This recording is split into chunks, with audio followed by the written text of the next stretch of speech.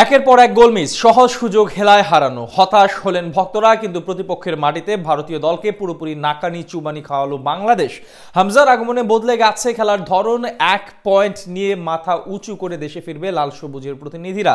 গোল মিসের মহারণের পরেও বাংলাদেশের পারফরমেন্স নিয়ে বিস্তারিত জেনে নেব রিপোর্টে। ভারতের জওহরলাল নেহেরু স্টেডিয়ামে শুরু থেকেই দেখা গেছে অন্যরকম এক বাংলাদেশকে। হামজা চৌধুরীকে পেয়ে র্যাঙ্কিং এ 59 ধাপ এগিয়ে থাকা ভারতের বিপক্ষে শুরু থেকেই লড়েছে দাপট দেখিয়ে।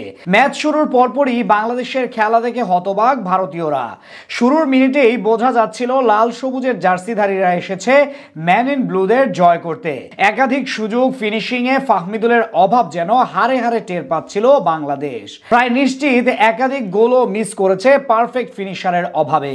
জামাল ভুঁইয়া না থাকলেও হামজাকে শুরুর একাদশে রেখেই দল সাজান কোচ হাভিয়ের ক্যাব্রেরা। ম্যাচের বয়স 30 সেকেন্ড পার না হতেই সুবর্ণ এক সুযোগ এসেছিল বাংলাদেশের সামনে। হামজা চৌধুরীর বাড়ানো বলে ভারতীয় গোলকিপারের ভুলে ফাঁকা জায়গায় বল পেয়ে যান মিডফিল্ডার মুজিবুর রহমান জনি। তবে দারুণ এক সুযোগ পেয়েও হতাশ করেন গোটা দেশকে। এরপর প্রথমার্ধে আরো গোটা কয়েক সুযোগ এসেছিল লাল সবুজের সামনে, তবে কোনো সুযোগই কাজে লাগাতে পারে নাই বাংলাদেশের স্ট্রাইকাররা। প্রথমার্ধে যেমন উপভোগ্য ছিল ম্যাচটা, দ্বিতীয়ার্ধে ঘটেছে তার উল্টোটা। অগোছালো ফুটবলে বিরক্তি জমেছে মাঠে থাকা দর্শকদের মাঝে। তবে ম্যাচের আলো একাই কেড়ে নিয়েছেন ইংলিশ প্রিমিয়ার লিগের ফুটবলার হামজা দেওয়ান চৌধুরী। ম্যাচের একদম শুরুর মিনিটেই লং পাসে বাংলাদেশের সামনে দারুণ এক সুযোগ করে দিয়েছিলেন বাংলার ফুটবলের রাজপুত্র। তবে জনির ভুলে কেবল হতাশায় বেড়েছে সমর্থকদের মধ্যে।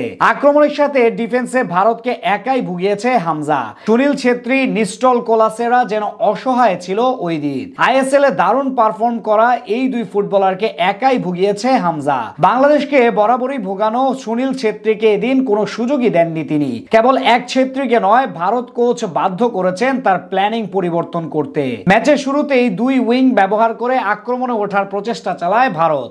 তবে হামজার দারুণ মার্কিং এর সামনে অসহায় হয়ে পড়ে দুই উইঙ্গার। আর তাতে দ্বিতীয়ার্ধে ম্যাচের পরিকল্পনায় বদল আনে ভারত। তাতে অবশ্য কিছুটা সফল হচ্ছিল দলটা, তবে হামজার কাছে আবারও হার মানতে হয় তাদের। ম্যাচের 47 মিনিটে উইং দিয়ে বল নিয়ে যাচ্ছিল লিস্টন কোলাসে, তবে বেশ খানিকটা কাভার করে দারুণ এক ট্যাকেল করে আটকে দেন ভারতীয় উইঙ্গারকে। হতাশা ছাড়া কিছুই করার ছিল না ভারতীয় এই ফুটবলারের। পুরো ম্যাচে একাই পুরো মাঠ কাভার করেছেন হামজা। প্রথমার্ধে অ্যাটাকিং মিডে শুরু করলেও দ্বিতীয়ার্ধে ডিফেন্সের দিকে বেশ মনোযোগ ছিল তার। ম্যাচে খেলা ফুটবলারদের মধ্যে সবচেয়ে বেশি ডিস্টেন্স কাভার করেছেন তিনি।